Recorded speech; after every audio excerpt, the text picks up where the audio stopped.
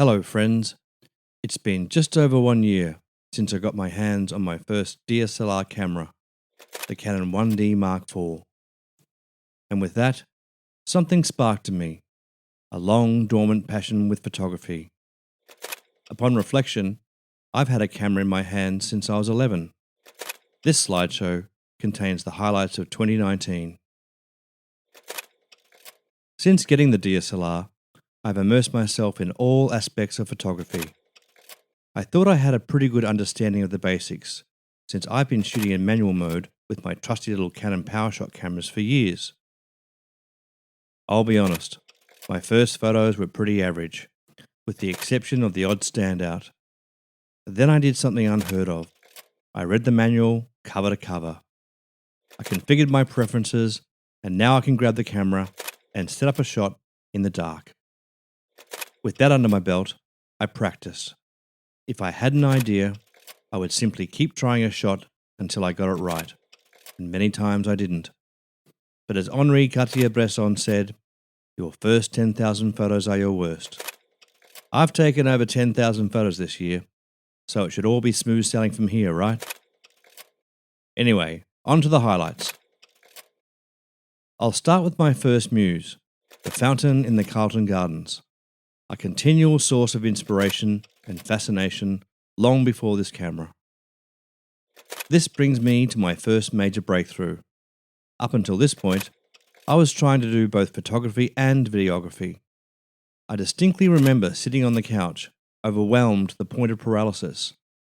I simply did not have the time or the resources to do both. A choice had to be made, and it was to dedicate myself to photography. I still have a few pet video projects on the back burner, and that's where they'll stay for now. Back to the fountain. If I ever needed inspiration, I'd sling the camera over my shoulder and go for a walk in the park where my muse awaited me. This one is my favourite. From there, we head into the world of sports photography. After all, that's what this camera is made for. The event was the Steve Kerr Memorial Cup, and I must have taken over 1,000 photos. I went ballistic with the continuous shooting, holding the shutter button down until my hand ached. A kind of shoot and pray approach. Days of editing later, I think I got some pretty good shots. The next event I shot was a friend of a friend's daughter's 21st. It would be my first time using a flash, and I was nervous. I don't have any photos to share, as this was someone else's event, but I'll be honest, I'd rate the photos a solid 5 out of 10. Many mistakes were made, but thanks to Sarah for encouraging me to give it a go. After that, I determined to master the use of a speed light. I spent ages fluffing around at home, trying to figure this stuff out, but setting up the camera and the flash, then running around in front of it to take the photo, was frustratingly difficult. I recall conveying this to my friend Dave at Polybar, saying, I just need someone to sit in front of me and let me take some photos while I learn how to use this thing. Another bartender overheard this and flippantly said, I'll do it. That's when I met Tori, and everything was about to change. She came over to what is now known as Space Age Bachelor Pad Studios, aka my lounge room, and posed patiently for me while I fumbled around behind the camera. I think there was even a lens cap moment. All in all, it wasn't a bad shoot, but nothing like I was hoping to capture. I turned to YouTube and devoured videos as I discovered the world of off-camera flash modifiers. It was overwhelming, just trying to work out where to start. So many options and variations. Until I saw this one tutorial that really spoke to me. And I bought the same gear as what he had for around $100 from Amazon. A light stand, a softbox, and a portable background. The results were astounding. Over time, I've accumulated more gear to the point where I now have a respectable home studio. There's always the urge to upgrade, but that's it. No more gear for now.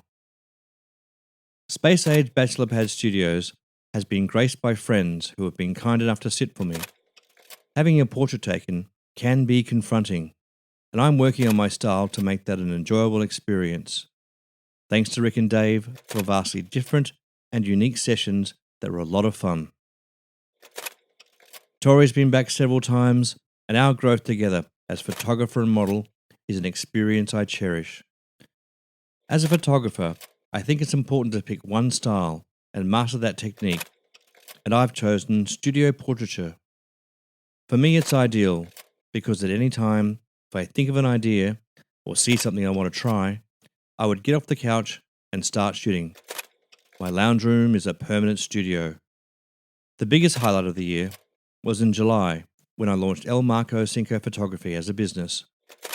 I brushed the dust off an old ABN, which ironically had expired the week before, set up this page, and totally reorganized my workflow with the goal of becoming a professional.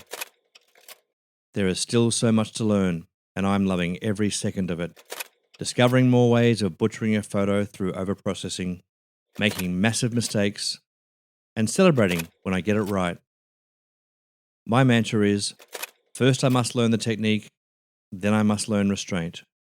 Every chance I get, I'm taking photos. Just the other day, I was mucking around in the kitchen, taking a snapshot with my phone, when I switched to the Canon, set up the shot, and got it exactly as I saw it in my mind. I looked at the photo after and thought, I might actually know what I'm doing here. Thanks to all of you for your support this year. I have received nothing but encouragement, and it means the world to me. Special thanks to Joseph, who has graciously loaned me the camera, lenses, and speedlights, making all this possible. I look forward to 2020 with the goal of growing the business and flourishing as a person. I'm going to leave you with an old saying that I've adapted for my own use. What's the difference between a selfie and a self-portrait? The answer is lighting. I'm Mark Francis of Marko Cinco Photography, and this has been my best of 2019.